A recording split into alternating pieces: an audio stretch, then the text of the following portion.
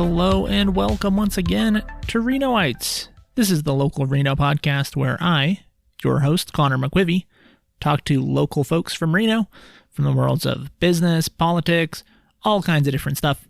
Today, I am talking to Kathryn Goetzke. Kathryn is the founder of hopefulcities.org. Did you know that Reno is in the middle of a program to inspire hope and hopefulness, and you can learn all about it?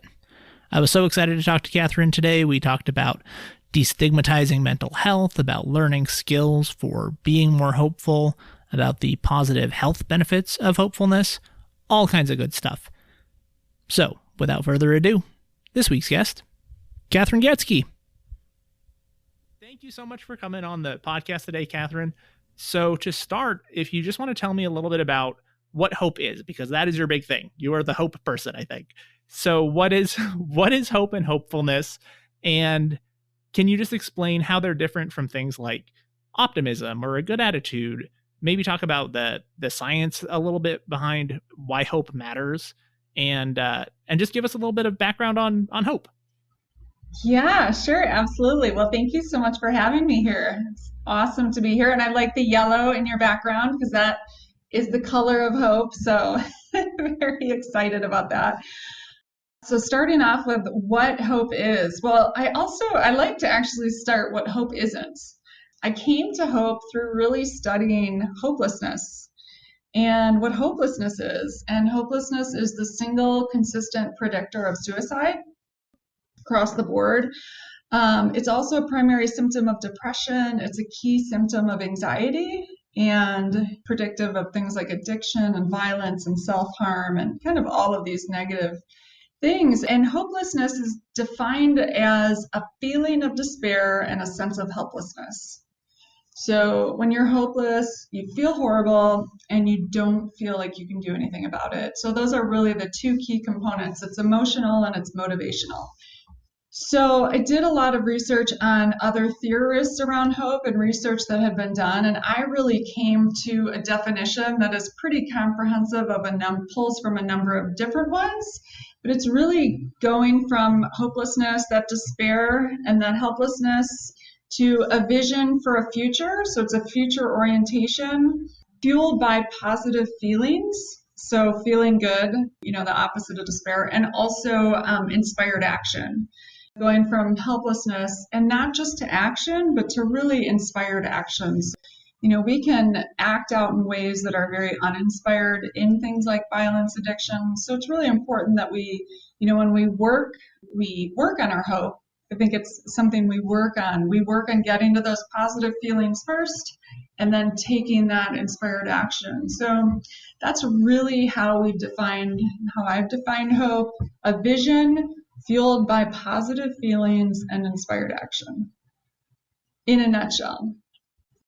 Got it. I like that there is the action part of that, because my initial thinking of hopefulness is, I hope I win the lottery. I hope today's good. I hope, and there's not necessarily any follow-up to it. But your concept of hope has this action element that you've kind of broken down into steps, right?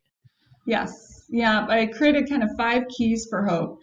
And I think that's such an important part, because you asked in the beginning too, how is it different from optimism and a wish? And it is that action part of it. So to hope for something, you have to feel good, but you also have to take steps to get there. So that's why we created 5 keys to hope, kind of based on the process of hope and what are keys to getting to that place of hope. The research is clear that it is very different from optimism. It's different from resilience. So, hope is actually a precursor to resilience. You need to be hopeful before you can then become resilient. It's a real fundamental building block, I think, for everything we want to do in life. It's key in the workplace. It's key in importance in school, in athletic performance, and has all kinds of positive outcomes related to it using hope measures. So there are actual scientific scales that measure your hope. There are some different ones. We use the Snyder Hope Scale. They have a children's hope scale and an adult one. So we've used that to measure it, so people can actually measure their hope and then make inferences on things like sports or GPA or how long they'll live, or the more hopeful you are, the better all of these outcomes are. So it's pretty fascinating. Can you walk me through what those 5 elements of hopefulness are? Yeah, sure. So we created 5 keys to hope, and these are really important. The first is identifying and managing your stress response, which is so important. We're all so stressed out these days and triggered by all kinds of things. And when we act out in that triggered, stressed out place, usually doesn't lead to hopeful outcomes. It leads to things like addiction, violence, abuse, kind of all of these negative things. So really identifying and managing our stress response is the first key. In a very simplified version, we talk about it with kids, the downstairs and the upstairs brain. So our stress response happens in the downstairs brain, that fight or flight mode. And when we're in that stress response, we can't access our upstairs brain, which is where we're creative and problem solving and collaborative and getting along with people. So it's really important to first manage our stress response, identify it and manage it, because actually a lot of people don't even realize when they're triggered or when they're in their stress response. And that's why identifying it is really important, as well as managing it. So that's the first key. The second is then really practicing these habits for happiness that kind of keep us in our upstairs brain, so that keep us creative, problem solving. Things like nutrition and exercise and connecting with others, anything that really brings you joy. We're actually doing a 30-day hope challenge, and today it's the happiness habit we're focused on is wonder and awe, experiencing wonder and awe. There's a science around the sense of wonder or the sense of awe, and how that's something we actually kind of lose. We get afraid when we're flying on airplanes because we're focused on our fear, instead of thinking, oh my gosh, isn't it like amazing that we can get in these planes and like fly, instead of really focusing on that wonder and awe. So it's a habit, it's a happiness habit that we have to really remember and practice and work on reframing. So that's the second key. The third key is taking inspired action using SMART goals. So we talk about a specific framework of goal setting that's really evidence-based. So instead of just, I hope to win the lottery, it's like, if you want to win the lottery, you have to specific, measurable, attainable, relevant, and time-bound. And is that really attainable? Your odds are very low. Anyway, we teach this process of goal setting, and then things like chunking down goals and the need to do that when they're too overwhelming, or when maybe we need to set a new goal because we can't reach this goal. So we go through that. The fourth key is creating a really strong hope network. And this hope network, it's important, and we know through research that everyone needs at least one person that they can talk to, especially in times of stress and need. It's got to be a supportive person that is encouraging, so we can have toxic people in our life too, that, maybe we have a big network, but maybe we don't have helpful, supportive people in our life. So it's really important that we look to create that strong network, and then look at what it takes to create a strong network. There's this 5-to-1 rule. You have to say 5 positive things to every criticism.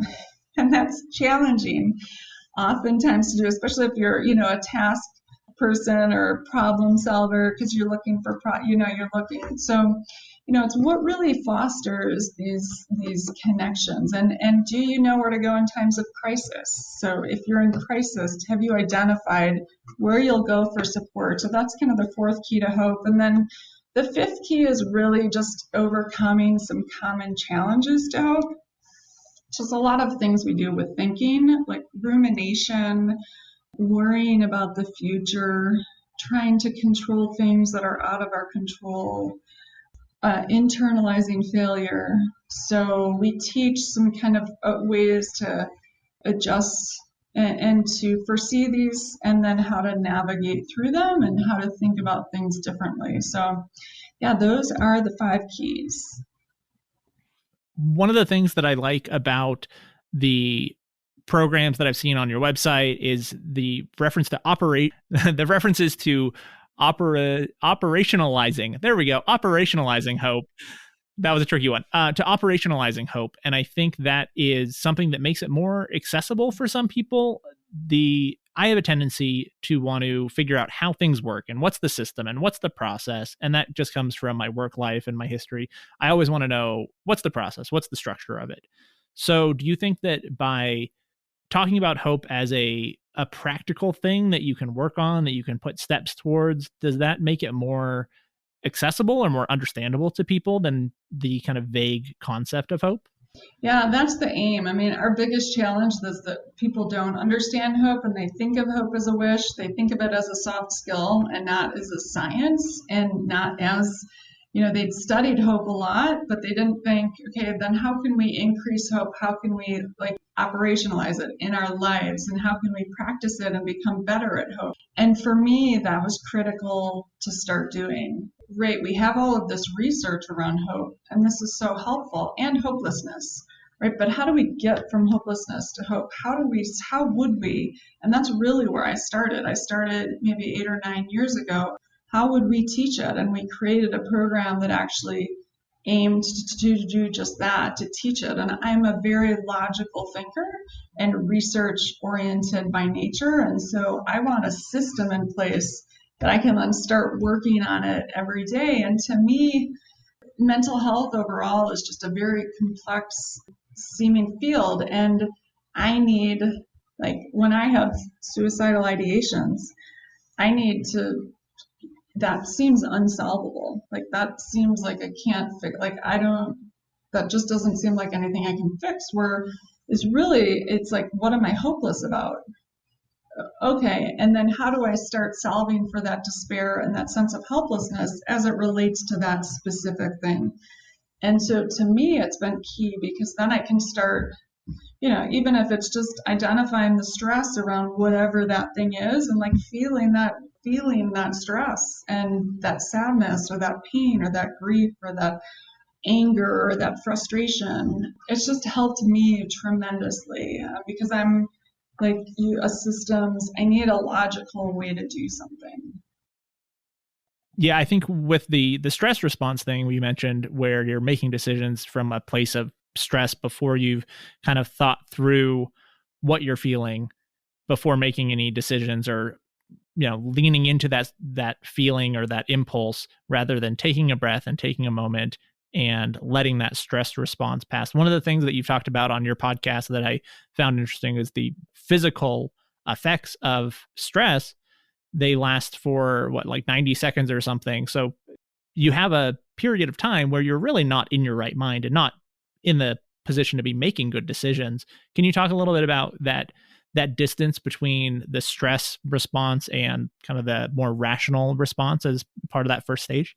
Yeah, absolutely. And it's 90 seconds too from the point of trigger. So if someone keeps triggering you, you have to have the end of the trigger and then 90 seconds.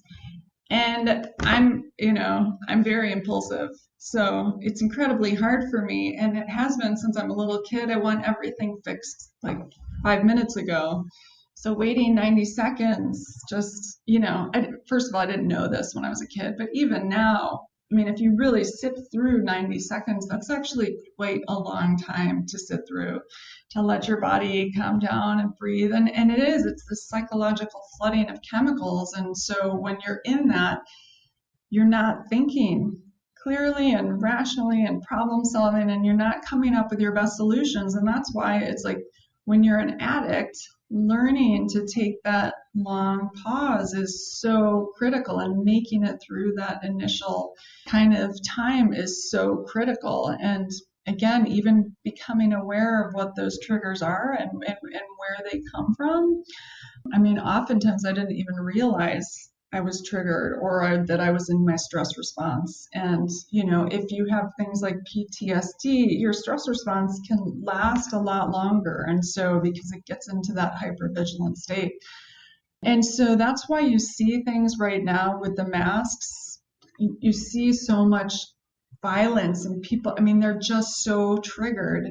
by the perception that things like freedom is getting taken away or rights are being withheld, because you're really going at the basic safety of the human kind of spirit. And that feeling of safety is really our greatest need. And it's no surprise that there's so many outbursts right now. And the reality is people aren't taught this, so they don't even understand or know about this stress response and about this physiological. One of the things we learned from I learned from doing focus group and talking to young kids, is not only do they learn their own like stress response and triggers, they also start to identify it in other people. And that is equally powerful, because if you can see when others are in their stress response and have more compassion for that, and know, when to back off a little bit and provide that space, and that, as opposed to,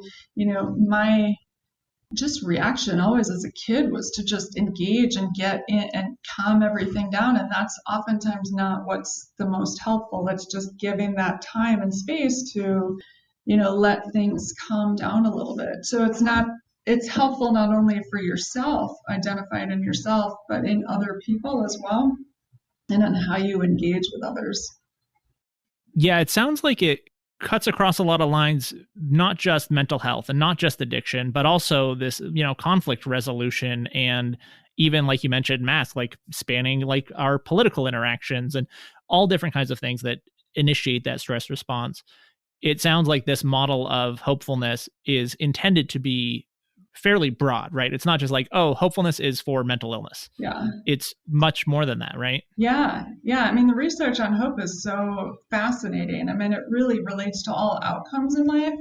So to me, hope and hopelessness and hope in that spectrum is just, it's so important for all of us to understand and know. And it really, to me, it has so little to do with mental illness and everything to do with just a life skill, like a really critical life skill that as you improve, we know it's a protective factor against anxiety and depression. So as you increase your level of hope, you're less likely to have anxiety and depression in the future. So it's related to mental health, and yet I see it as a much broader, really important thing for all of us to be practicing. And we're all stressed. Like, we all have stressors, so it's like... How did you come to work in this field? So what's your story, your kind of background, and how did you come to learn about hopefulness and make it such a focal part of your life? Yeah, so let's see, it's so far back.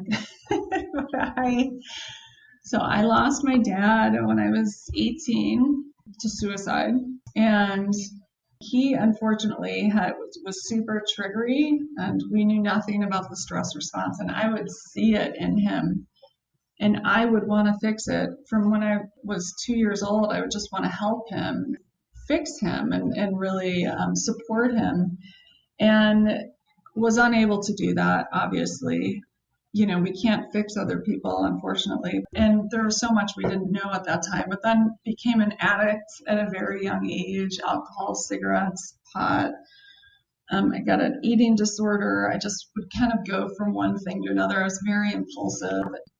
And so when I was in my early 30s, I was launching my own company and brand. So I ended up getting a master's in international business, and I did an undergrad in psychology. And I was always really passionate about social justice and social good, and grew up in a family of Republicans, God bless them. And I was this, lone, save the world, save the animals type person. And but I really saw that, like, my way of thinking was very unrealistic, because it wasn't a sustained way of doing things, and there was balance that they needed on their end as well. And so, but that's why I got a business degree, so really I could understand. And then I went to work for a number of big companies in marketing and branding and rebranding and advertising and sales and marketing, and worked with incredible brands and learned so much. And then I was launching my own brand, and I wanted to donate to a nonprofit doing work in mental health, because of the power of cause marketing. And the Komen Foundation, had done so much for breast cancer and pink ribbons and packaging and raising money. And, this was 17 years ago, and we weren't talking about mental health like we are now, and social impact. So anyway, I went to depression.org and I found the branding on the website very depressing. And it was like a black screen or a blue screen, and there was like a black outline of an individual with tears running down. And I was just like, what? Like, I can't associate my cool, hip, new mood light brand with this.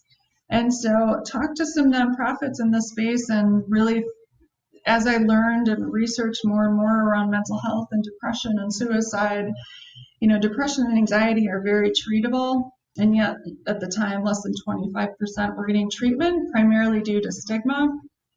And I saw stigma is really just a negative brand, a lack of information, a misperception, just not understanding, really, like, people not understanding what it is. And I looked at what other disease states had done to rebrand, like breast cancer, like AIDS, and found some consistent things. One is talking about the biology of the brain and body and trying to incorporate that, getting celebrities and leaders engaged in it, doing cause marketing, using universal symbolism, like McDonald's has the golden arches, and every good brand has kind of a symbol for it. And so I started really down that path, and initially started just teaching other nonprofits about how to talk about something negative in a positive way, how to, like, the impact that I saw, that the imagery and the language and everything we were doing in this space was really adding to stigma as opposed to taking away. Even the early days anti-stigma campaigns, I just thought they seem to be just fueling a lot of people's misperceptions, which is like, it happens over there and not me, and it's scary. And so that's what I started with initially. And then I got some success with my product line through my company, the Mood Factory. We got in Lowe's home improvement eventually. I raised over $1 million for the nonprofit and different projects we were doing. And I said, I really want to focus on a programmatic solution where I see a gap in the space. And at the time, I thought the biggest need was suicide prevention, but truly a preventative model.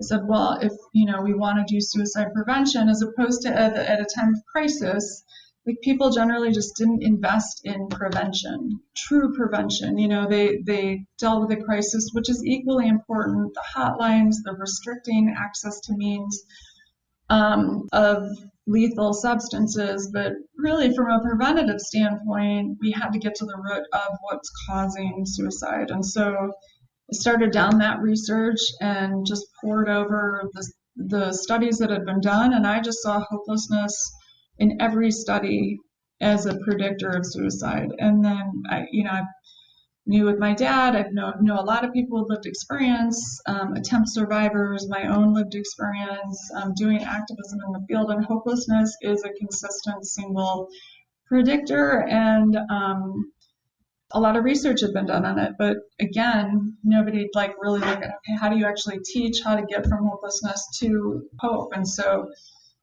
I said, well, that's what we're going to do. We started with 10 lessons. And I'd be embarrassed now, if I were to look back at those original lessons. But I'm like, we just put together an advisory board. I'm like, okay, we're just going to try to start teaching hope. And then we moved to 12 lessons based on focus groups and studies we've done. And we did some work in Northern Ireland and saw, as we increased hope, depression and anxiety symptoms in kids did in fact go down. Last year, we just updated our program, and I'm super proud of it. And it's really everything I've ever wanted to teach someone about mental health and hope, and just really how to, incorporating the biology and the symbolism and all of those things that we know are so important. So I know that's such a long answer. No, that's great. So is that what developed into the Global Hope Challenge and these kind of, what is that, that methodology or that kind of idea of these month-long or time period based hope challenges with specific goals and elements to them? Yeah, well, I'll show you. This is Hopeful Minds. So this is our curriculum for little kids. So this is K through 6. You can order a booklet, but it's also free. Like, just I want it free for all kids because hopelessness is very learned, and it's an oppressive. We learn hopelessness, and it's a consequence of discrimination and oppression. So usually those that need it most are those that can not afford it the most. So it's free, and it's so it's K through 6. We have 2 programs with K through 6 on Hopeful Minds. That's free, and we also have a parent's guide anyone can download and use. But then in November of last year, I was approached by our mayor in Reno, and she said, well, have you ever thought of a city of hope or something like that? And I said, actually, I kind of have. Let's do something. And she said, great. And so then brought forward how you would start to operationalize hope throughout a city. So we created a Hopeful Cities website. The idea is to create something that anyone can use in their own city and customize. And, we have yard signs that people can not just put up their own yard signs, but they can take the yard sign artwork, take it to a company and say, why don't you sponsor this?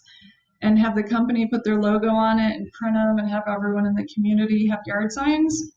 These yard signs, share a saying or a quote about hope or something, but also the website, which then drives people to learn about Hopeful Cities. And as you said, we created a challenge. So we created a 30-day challenge to start teaching the how-to of hope to adults and teens.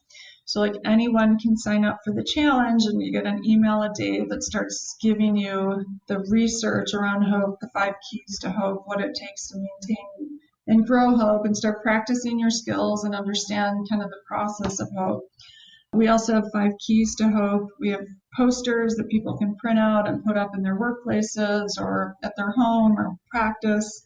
And, again, it's not just this is the key to hope, but here are the skills you need to be practicing to reinforce this key to hope.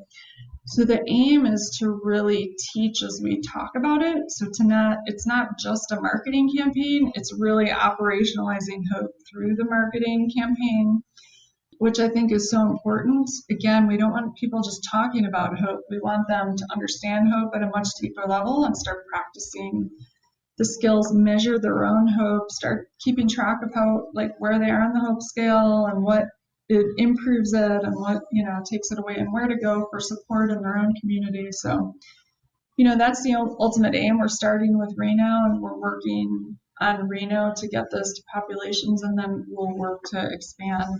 Any city can start engaging now in any way they want. And, the Global Hope Challenge is free. Anyone can take it. The curriculums are free, that they can teach their kids, the parents' guide. So, it's really about operationalizing hope in any and all ways that we can. Do you think that the strategy of the Hopeful Cities and making it a citywide effort helps to create a conversation around it so that it's not just, oh, I'm learning these hopeful skills myself and applying them to myself, but it's mostly I'm doing a thing for myself online? By making it citywide is part of the goal to have it be, oh, well, my family's also doing it. My neighbors are also doing it. And I, saw the mayor talk about it, and that it's becoming a kind of a social effort in addition to a personal effort. Yeah, that's for sure the aim. And that we all kind of become aware of what hope is and how to help support each other in hope, because hope is not, it's a collective effort. It's something we can all kind of rally around, and it's not Republican or Democrat. It's not, I think it's something that can unite us, and that is the aim from a community. We're also working to create an art space and gathering space that we're working to kind of see how we might develop. Because, it's really important that I think we engage others in the conversations around hope. And, a network is so key. And if you can get a whole city kind of talking about it and collaborating on it, too, the outcomes for the city are also super improved. So if you can improve hope in a city, you can improve, you reduce things like violence and crime and accidents and unemployment and all of these things that are major challenges for cities. So, the aim is to really get the city and everyone in the city and community engaged in improving hope and embracing the science of hope and helping at a very fundamental level all of these different things. And I imagine that the timing is also pretty important too, because we're coming out of COVID. Obviously, COVID is not over yet. It's still, we've got a little ways to go, but the end of the tunnel is visible. There's a light there. So do you think that the timing of it, as people are coming out from, COVID stresses and obviously all of the economic challenges and all the challenges that you listed, I think were definitely exacerbated over the last year by the pandemic. So do you think that this is also a particularly good time as people are starting to go back to their lives and kind of relearn how to live in a normal world, that adding hopefulness skills is a big part of how we bounce back? Yeah. So my aim would have had it happen all before COVID, because had we been armed with the skills moving into COVID, we could have prevented so much of what is, I consider, very preventable. So when we don't know how to manage our stress response, it just increases in it. And that's what can lead to anxiety, depression, suicide. And I think it's always super important. I think what's happened from COVID is people now understand the significance and importance of mental health more so than ever before. There's a positive to come out of it. And yet when you're in a depressive episode, it's harder to learn the skills at that point, or when you're super anxious or when your stress response is fried. I believe it's always important. I truly believe hope and knowing the skills is a protective and preventative factor against so much of this. So better late than never. I mean, including with myself, to learn and start practicing. And we'll see how it all kinds of comes together. And it's definitely a different way to look at mental health. So I'm starting to teach hope in the workplace now. We know the cost of depression on the workforce. It's like the biggest cost for employers, in terms of productivity and absenteeism and kind of all of these outcomes. And, if you can increase hope in your employees, it's a protective factor. So they're less likely to be depressed in the future. So it can save in cost. So I'm doing a lot of workplace work now. It's elevated, I think, the conversation for all of us around it. I don't know if that answers your question. I think it's always going to be really important. And, it's why I'm really passionate. So the next iteration of my work around hope is going to be to teach how to have a hopeful mindset as it relates to specific challenges. And so when you go into creating that training with people that have successfully gone through those challenges and come out the other side and used the skills for hope to navigate, like caregiving, for example, we know that depression, anxiety, hopelessness increases for people that have to move into caregiving.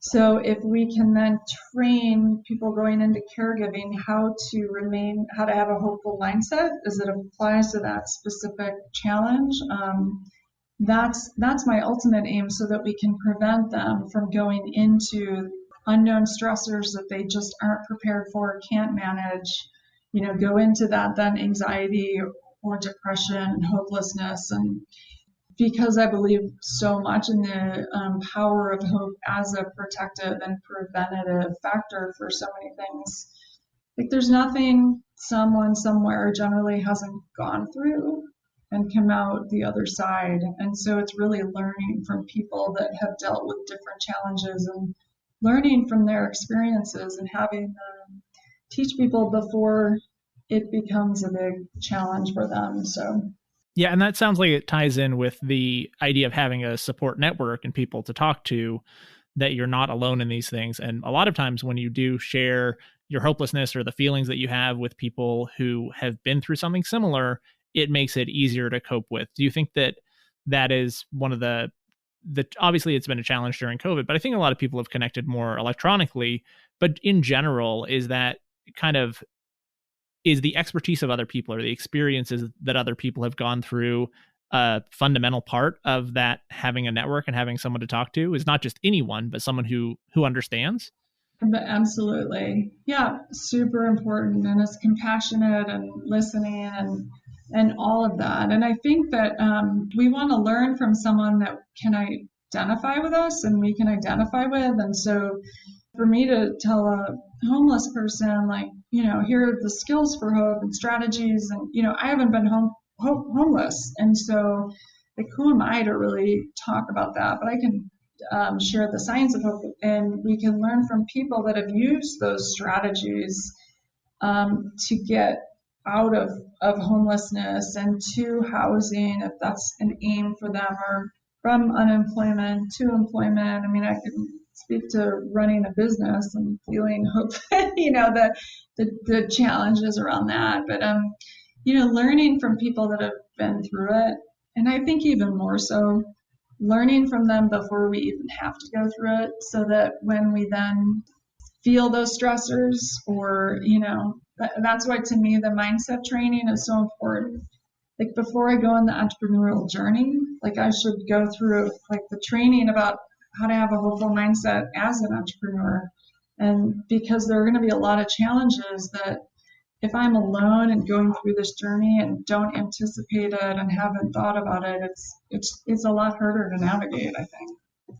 Yeah, it's that connection, and it's that, again, preventative kind of aspect, so that we know it's coming and we have some skills already that we are armed with that we can use, instead of, being in that stress response and then just having it kind of cascade from there. I like what you said earlier about being able to kind of start at any time. You talked about you have these experiences and they don't necessarily define you forever. Hopefulness isn't something that you have to have started as a kid or learned about as a young person. I think it sounds like the experiences that we've all had struggling with not being hopeful or not having those skills, being able to look back at them and say, oh, okay, now I see why I reacted that way, or, oh, I see why I was so hopeless about this situation. Do you think that it is how do I put this? Can you start being more hopeful anytime? Like, there's not a prerequisite. It doesn't matter what struggles you've been through. Is it something that is relatively easy to kind of shift your mindset into, or do those past experiences help you have a better understanding of how hopefulness works, do you think? Yeah, I mean, I think all of the above, like, and we know before the age of 10, like, the kids, and I just see it, the kids just like incorporated it and it makes sense to them and they just start using the skills, whereas we become very ingrained in our habits. So the interesting research, you can have anxiety and depression, but it doesn't predict your future level of hope. But your current level of hope will predict your future level of anxiety and depression. And so it's that to me is such empowering research, because just because I'm anxious or depressed now doesn't mean I always have to be that way, right? I can start to learn these skills and practice and incorporate it. And again, it's a protective factor. So the more I focus and practice on managing my stress response, and when I'm going through challenging times, really making sure that I am doing those habits that keep me in my upstairs brain. And that's when I have to become really diligent about it, as opposed to like going out and drinking, or doing things that are unhealthy for me that we know are just harmful in our brains. And setting those SMART goals, like not just being blasé about the goals, but really being specific, measurable, and cultivating a network. Like, really important right now during COVID, when we're just removed from everyone, that we are very active and proactive about how we cultivate our network, because it's harder to do, right? And you can learn it at any age, and that's what's really amazing about it. You can start working on it now, and you can build up your hope. And again, like for me, I haven't been in a major depressive episode since I started the work. I've been off my meds for a long time. I'm doing these, like, I live what I talk about. I'm very emotional, so I like cry. Like I've cried more this last year. It's like brought up just all of this emotion in me, and yet that's okay. Like I don't run from it anymore. I sit in it. I like work through it, and then I'm like, oh, I'm out. I'm not like just prolonging it with my addictive behaviors and avoiding the emotions and avoiding pain or frustration or anger or any of that. I'm sitting in it, listening to it, as much as I can, and then learning from it and moving back to, okay, then, you get out of that stress response, you work through it, and then you're back to practicing those habits and what can I do? How can I take action? So you can absolutely learn it at any age. And to me, it's like my risk for suicide, doctors, it's very high. You have a genetic predisposition, you have a previous attempt, you have, anxiety and depression, you have a history of addiction, you have, all of these things. And a major life event, I go for a major life event, that's so but I'm like, okay, and I'm incredibly proactive about practicing all of my skills every day and knowing the process, again, from hopelessness. So my podcast, The Hope Matrix, I mean, it's a matrix because it's like there's despair and then positive feelings on one side, and then there's that helplessness and inspired action. So it's like you got to get from that despair back to those positive feelings. And, no matter how horrible you feel or sad or angry, or it always passes. Like we think it's going to kill us, but it doesn't. It's like actually just when we escape it is what really hurts us. And so learning to just be with that and be with ourselves and that, and creating a network to help support us through that is just so important. How do you think we can measure whether we're successful or how hopeful we are? Because I know a lot of people have periods, and this happens to me, where I will have periods in my life where I have a project that I'm working on. I'm really excited about this podcast I'm doing. I am busy all the time, and then I feel hopeful and optimistic and great. And then I'll have periods where I don't have a big project and I feel down and I feel depressed and I am not sure what I'm doing. How do you measure whether you're doing good overall? Not just like, I'm doing good this week, I'm doing good this month, but how do you know when you've really learned those skills? And is it when you catch yourself being like, oh, this is one of those trigger events that normally would make me feel hopeless and terrible, but instead you can recognize that you're seeing that and addressing it in the moment? Yeah, I mean, so like I can be all over the hope scale in a specific day. So I don't think we reach hopefulness and like we are in hopefulness all the time, or hopelessness. So I think it's always fluctuating. So we put the scales online, so you can go to Hopeful Cities and take the measure your hope, and you can measure it and you can kind of keep track of it, where your score is and where you kind of fluctuate. I mean, that's part of the challenge. The 30-day challenge, we have a workbook you can download free, and you can start filling out and reflecting on what's impacting your hope and start getting a better understanding and awareness of it. I think that's really, really key, first and foremost.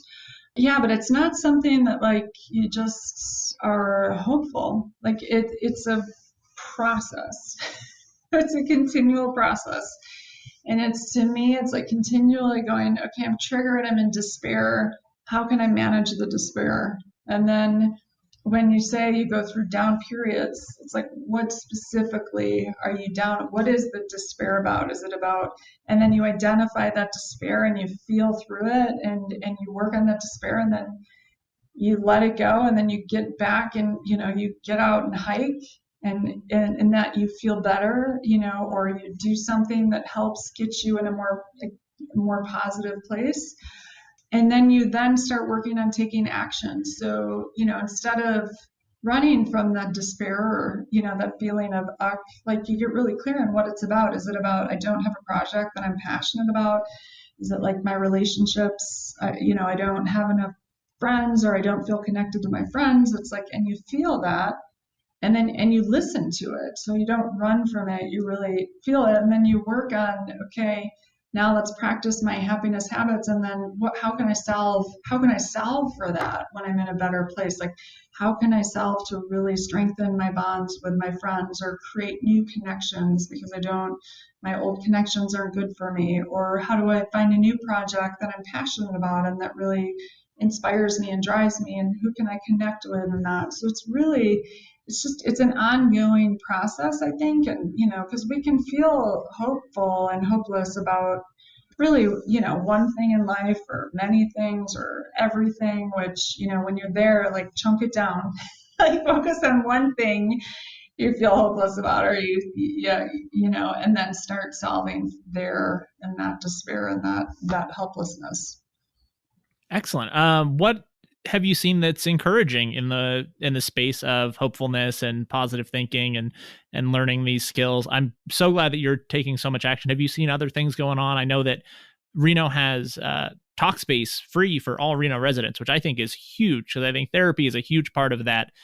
Maybe not when you say network, you generally think of friends, but when you talk about a network, really you're just talking about someone to talk to, right? And therapy is a fantastic source of that. And for Reno to make Talkspace free for everyone in the city is wild. So I'm super excited about that. Is there other things that you've seen that are encouraging in this world? Yeah, I mean, I just want to emphasize, it is historic that a city has provided prepaid access to support during these challenging times. I mean, it's not a substitution for in-person therapy. And really, I mean, it's one video connection a month and then texting, unlimited texting. And I'm like getting to the point, I don't even want to call it therapy. It's like managing our stress response right now.